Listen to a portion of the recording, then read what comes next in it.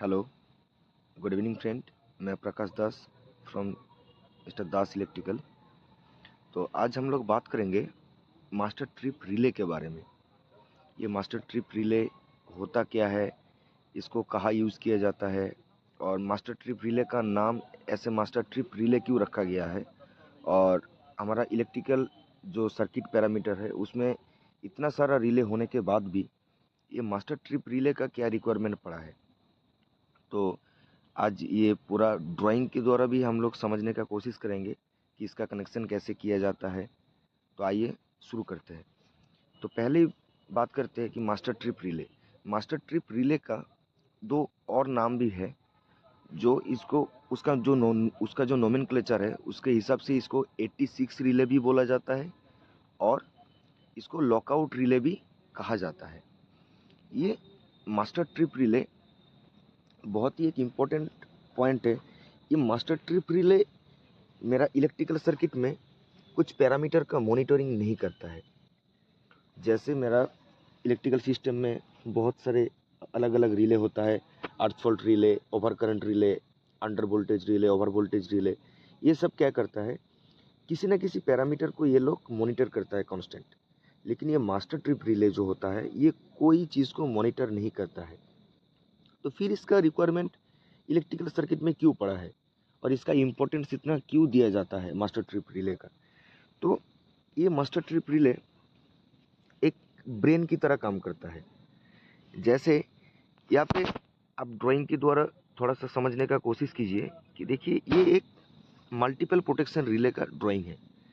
यहाँ पे देखिए अंडर वोल्टेज, ओवर वोल्टेज, ये है अंडर वोल्टेज, ओवर वोल्टेज, ये है अंडर फ्रीक्वेंसी, ओवर फ्रीक्वेंसी, ये है ट्रांसफार्मर का वाइंडिंग टेम्परेचर, ये है जो ब्रुकोज है उसका ट्रिप कमांड। तो इतना सारा जो मेरा इंडिविजुअल रिले लगा हुआ है, ये जो सारा कॉन्टैक्ट है, ये सारा कॉन्टैक्ट आप लोग अगर ध्यान से देखेंगे तो ये कहाँ पे आ रहा है, मास्टर ट्रिप में आ रहा है। ये सारा कॉयल मास्टर ट्रिप रिले को एनर्जाइज कर रहा है। तो अभी मास्टर ट्रिप का रिक्वायरमेंट क्यों पड़ा है, अगर ये कंटिन्यू कुछ चीज़ का मॉनिटर नहीं कर रहा है तो ये प्रोटेक्शन कैसे कर रहा है। तो ये प्रोटेक्शन ऐसे कर रहा है कि मान लीजिए ये जो रिले है ये सारा अगर कोई फॉल्टी कंडीशन में ट्रिप करेगा तो इस कंडीशन में क्या होना चाहिए कि मेरा जो ट्रिप कॉयल है वो ट्रिप होना चाहिए। तो इसके लिए ये सारा कमांड ट्रिप कॉयल में भेजने के लिए इसका पूरा जो वायरिंग है उसको मेरे को ट्रिप सर्किट में जोड़ना पड़ेगा। तो अगर मैं इंडिविजुअली मान लीजिए मेरा 5 ठो रिले है, तो अगर 5 ठो रिले का कनेक्शन अगर मैं ट्रिप सर्किट में जोड़ूंगा तो मेरा सर्किट जो है वो बहुत कॉम्प्लिकेटेड हो जाएगा। इसीलिए हम लोग क्या करते हैं कि ये जो 5 रिले है, ये 5 रिले का जो आउटपुट है, ये आउटपुट को हर एक को पैरेलली कनेक्टेड करते हुए हम लोग एक मास्टर ट्रिप जो रिले होता है उसका कॉइल को एनर्जाइज करेंगे, ताकि यहाँ पे मेरा कोई भी रिले अगर एक्चुएट हो गया तो उसका सिग्नल मेरा आएगा पहले मास्टर ट्रिप रिले में। मास्टर ट्रिप रिले में इसका जो ऑक्सिलरी कॉन्टैक्ट होता है ये वाला, ये ऑक्सिलरी कॉन्टैक्ट से मेरा ट्रिप सर्किट में सर्किट कनेक्टेड किया हुआ है। अभी इसका फ़ायदा क्या है, अभी इसका फ़ायदा यही है कि मेरा पहली बात तो है कि ये जो इंडिविजुअली हर एक रिले है ये सबको मेरे को ट्रिप सर्किट में जोड़ना नहीं पड़ा। मेरा ट्रिप सर्किट में जो वायर गया है वो बस 2 ही गया है, जो मेरा मास्टर ट्रिप का ऑक्सिलरी कॉन्टैक्ट है। अभी कोई से भी रिले अगर एक्चुएट किया है, वो अंडर वोल्टेज के रिगार्डिंग हो, ओवर करंट की रिगार्डिंग हो, अंडर करंट की रिगार्डिंग हो, अंडर फ्रीक्वेंसी की रिगार्डिंग हो, वो तो इंडिविजुअली अपना अपना वर्क करेगा। वो तो सेंस करेगा, कोई फॉल्टी कंडीशन में वो तो एक्चुएट करेगा। वो एक्चुएट करते ही ये मेरा मास्टर ट्रिप को भी एक्चुएट करा देगा। जब मेरा मास्टर ट्रिप एक्चुएट हो जाएगा तो इसका जो ऑक्सिलरी से होता हुआ जो कमांड है, ट्रिपिंग कमांड है, वो मेरा आ जाएगा ट्रिपिंग सर्किट में। तो ये होता है सबसे बड़ा बेनिफिट, मेरे को सर्किट उतना कॉम्प्लिकेटेड करना नहीं पड़ रहा है ये मास्टर ट्रिप रिले की वजह से। तो मास्टर ट्रिप रिले, और एक बार सुन लीजिए, मास्टर ट्रिप रिले कोई पैरामीटर का मॉनिटरिंग नहीं करता है, ये बस एक आइसोलेशन का काम करता है। और मेरा जो ट्रिप सर्किट होता है उसको ज़्यादा कॉम्प्लिकेटेड ना बना के उसको इजी मोड में उसका वायरिंग बना पाए हम लोग, इसके लिए हम लोग मास्टर ट्रिप रिले को यूज़ करते हैं। अभी ये तो बात हम लोग समझ गए कि ये जो सारा जो मेरा रिले का आउटपुट है, रिले का जो ऑक्सिलरी कॉन्टैक्ट है, अगर कोई मेरा रिले पिकअप कर रहा है तो उसका ऑक्सिलरी कॉन्टैक्ट से मेरा मास्टर ट्रिप पिकअप हो रहा है। उसके बाद इसका ऑक्सिलरी से मेरा ट्रिपिंग जो सर्किट है वो प्रोवाइड हो रहा है। तो मेरा रिले का आउटपुट जो इंडिविजुअली रिले लगा हुआ है उसका आउटपुट डायरेक्ट मेरा ट्रिप सर्किट में नहीं जा रहा है, वो मास्टर ट्रिप रिले से होते हुए मेरा ट्रिप सर्किट में जा रहा है। तो ये होता है मास्टर ट्रिप रिले का मेन रीज़न सर्किट में लगाने का। ये मास्टर ट्रिप रिले बहुत इम्पोर्टेंट इसीलिए दिया जाता है कि अगर ये ट्रिप किया है तो कहीं ना कहीं मेरा कोई ना कोई रिले मेरा यहाँ पे पिकअप कर गया है। अभी इस पे इसको क्या बस सिर्फ उसी के लिए लगाया जाता है? नहीं, इसका और भी बहुत सारा रीज़न होता है जिसके लिए हम लोग मास्टर ट्रिप रिले को लगाते हैं और उसको इतना प्रायोरिटी दिया जाता है। तो मान लीजिए कि मेरा ट्रिप सर्किट में कुछ फॉल्ट हो गया। मान लीजिए यहाँ पे ट्रिप सर्किट जो मेरा है, मान लीजिए अभी मास्टर ट्रिप रिले यहाँ पे सर्किट में नहीं है। तो मास्टर ट्रिप रिले यहाँ पे सर्किट में नहीं है तो मेरे को हर एक इंडिविजुअली रिले को मेरे को ट्रिप सर्किट में लाना पड़ेगा, ताकि मेरा in the sense of any fault मेरा वो ट्रिप सर्किट एक्ट किए। तो वो एक्ट कराने के लिए मेरे को हर एक जो रिले है उसको ट्रिप सर्किट में लाना पड़ेगा। तो मान लीजिए मेरा ट्रिप सर्किट में कुछ फॉल्ट हो गया है, तो उसका इम्पेक्ट क्या होगा, मेरा हर एक इंडिविजुअली रिले में जाएगा। तो उसमें क्या हो सकता है कि मेरा मान लीजिए ब्रेकर का कॉयल अगर शॉर्ट सर्किट हो गया, ट्रिपिंग जो कॉयल होता है, तो ट्रिप कॉयल मेरा शॉर्ट सर्किट हो गया, तो उसके लिए क्या होगा, शॉर्ट सर्किट करंट मेरा थ्रू रिले से भी होता हुआ जाएगा। तो वो मेरा ये रिले को भी डैमेज करा सकते हैं। जो मेरा बहुत सेंसिंग और बहुत एक्सपेंसिव जो इक्विपमेंट है उसको भी ये डैमेज कर सकता है। तो इसके लिए हम लोग क्या करते हैं, ये सॉल्यूशन को, ये जो प्रॉब्लम है इसको देखते हुए हम लोग क्या किया, सर्किट में मास्टर ट्रिप रिले को ऐड किया।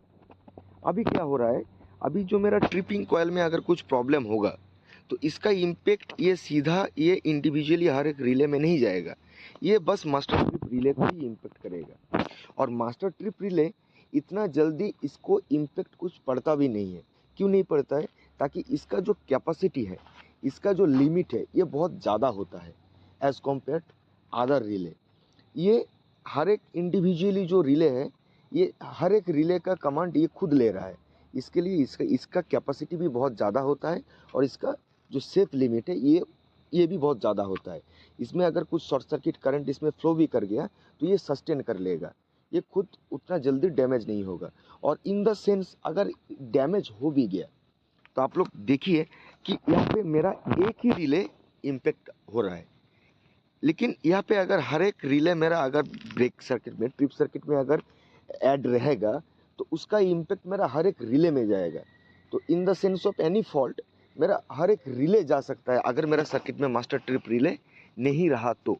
और अगर सर्किट में मेरा मास्टर ट्रिप रिले रहा तो क्या होगा कि उसका जो in the sense of any fault, वो फॉल्ट करंट का जो इम्पेक्ट है वो मेरा मास्टर ट्रिप रिले को ही आएगा। वो तो वैसे सस्टेन कर लेगा, लेकिन अगर सस्टेन नहीं भी कर पाया तो मेरा एक ही रिले खराब होगा, उसके लिए मेरा 5 रिले खराब नहीं होगा। तो ये होता है मास्टर ट्रिप रिले का टोटल फंडा।